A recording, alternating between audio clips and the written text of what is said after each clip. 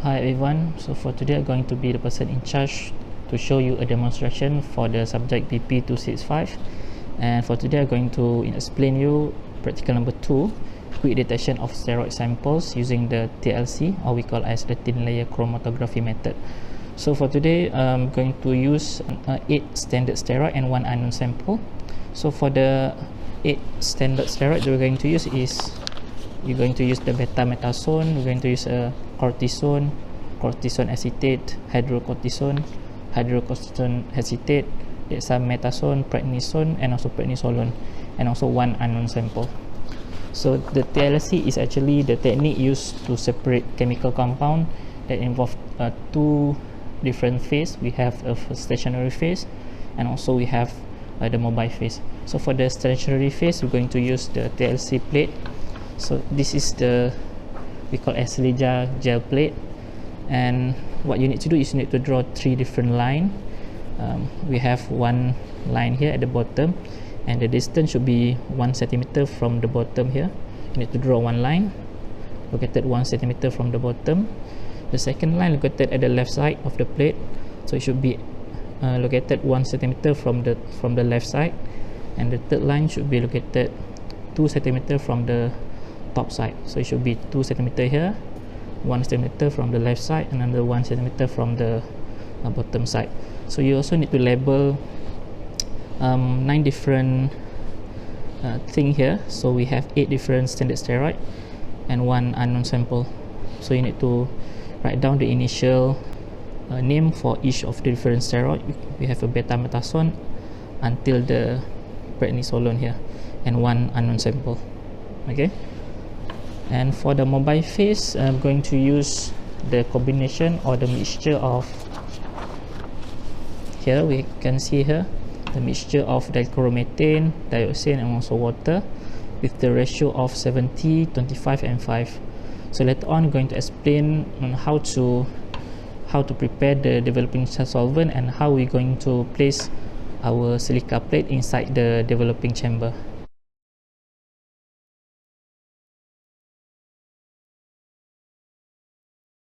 So now we're going to proceed with the next procedure, which is the spotting method. So here we have 8 different standard steroid located inside the sample bottle, and 1 sample, what we call as unknown solution. So here we have unknown solution, and we have another 8 different standard steroid. And what you need to do is you need to do a spotting on top of the silica plate, and you need to do it based on the label name that already written on the silica plate. So we're going to use the capillary tube. So we have the own capillary tube for each different steroid. So what you need to do is you need to place your thumb or your finger on top of the capillary tube, and we're going to transfer the steroid and place it on top of the silica plate. So we're going to place it here, 1, and we're going to repeat it for at least 3 times. But before we place it for the second time, we need to make sure that our first drop should be dry before we can place it for the second and also for the third time.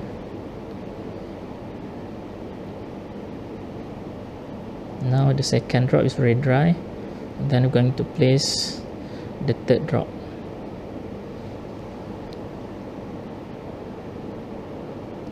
So we're going to repeat the same thing again by using a different standard steroid, and we're going to end this spotting method with the unknown solution. Next, after we finish preparing the silica gel by spotting the 8 different standard steroid and 1 unknown sample, next we're going to proceed by placing the silica gel into the developing chamber that contain the mobile phase.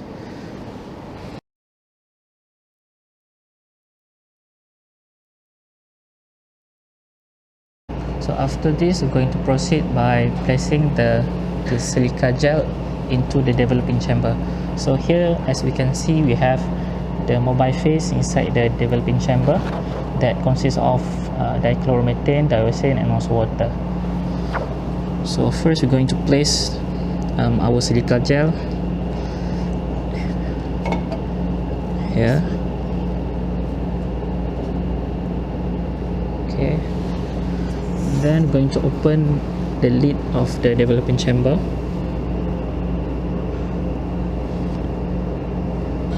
And then we're going to transfer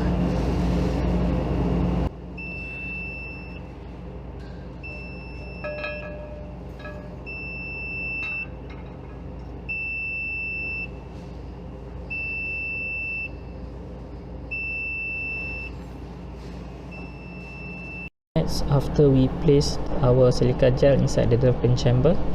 And then we're going to wait the solvent to move up the plate by capillary action and meet the sample mixture, which is dissolved and carried by the plate by the solvent. So this process is take at least 90 minutes, and we're going to wait for 90 minutes before we're going to proceed with the UV reading.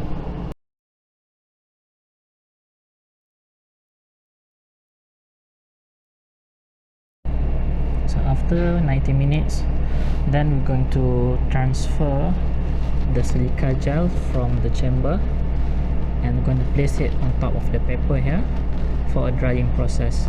So you can see that the solvent already reached the upper line here. That is the time that we need to take out the silica gel from the chamber, and going to proceed with the drying process.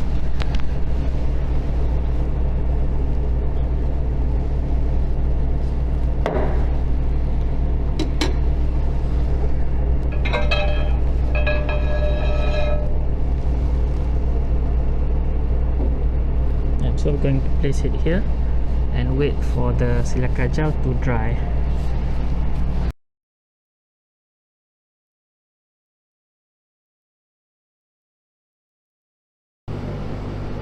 So after the drying process, now we're going to view the plate by using the UV chamber. So this is the UV chamber.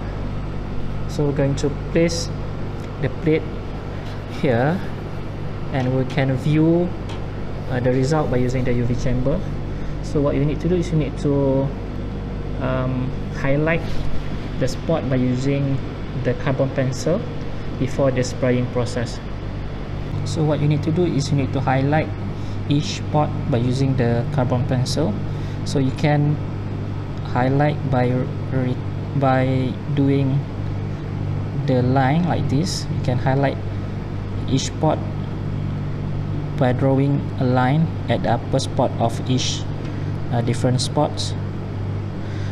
This one actually used to mark the position for each different steroid before the spraying process that we're going to do after this. So as we can see that we have 8 different standard steroid, and here at the end part we have 3 different spots for the unknown sample. So what you need to do is you need to identify 3 different steroid based on the RF value for each different steroids.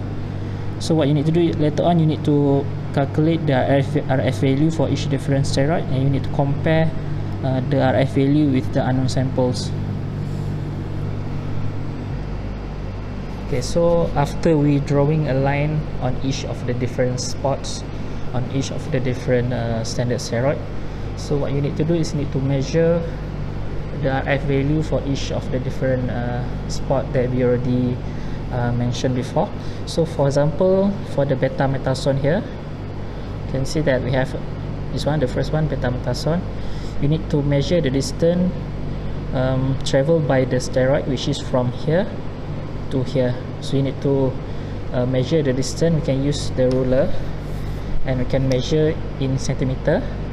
Okay, and then we need to divide this value by the distance traveled by the solvent, which is from here to here. Okay, so this is the distance traveled by the steroid, and this is the distance traveled by the solvent.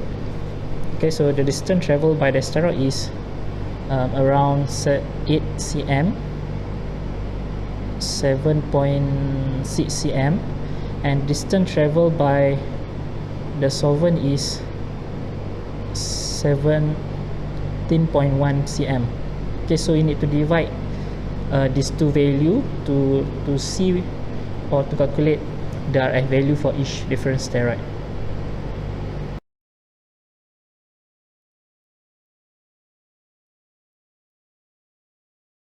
Now we're going to proceed with the last procedure.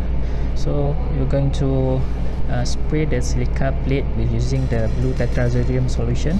So here we have the blue tetrazolium solutions that we're going to use to visualize the spot on the silica plate. So what you need to do is you need to spray each of the individual spots that you already highlight on the plate. So for example, we have the beta-metasone here and already highlight one spot here. So what you need to do is you need to spray directly on the spot by using the blue tetrazolium solution.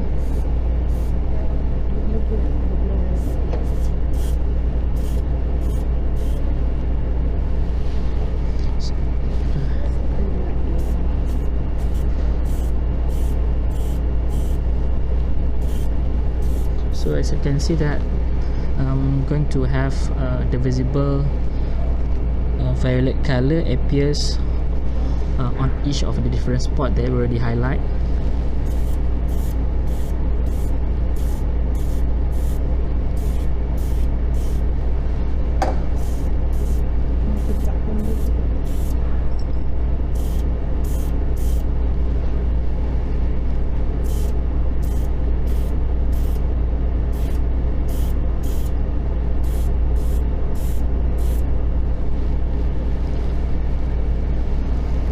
So here you can see that the visible violet color on each of the different spot. So we have 8 different spots for the standard steroid, and from here you can measure the RF value based on the distance traveled by the steroid.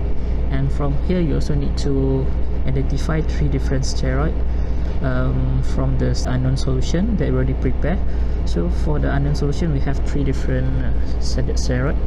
So from here you need to identify what is these 3 standard steroid based on the RF value from the standard steroid.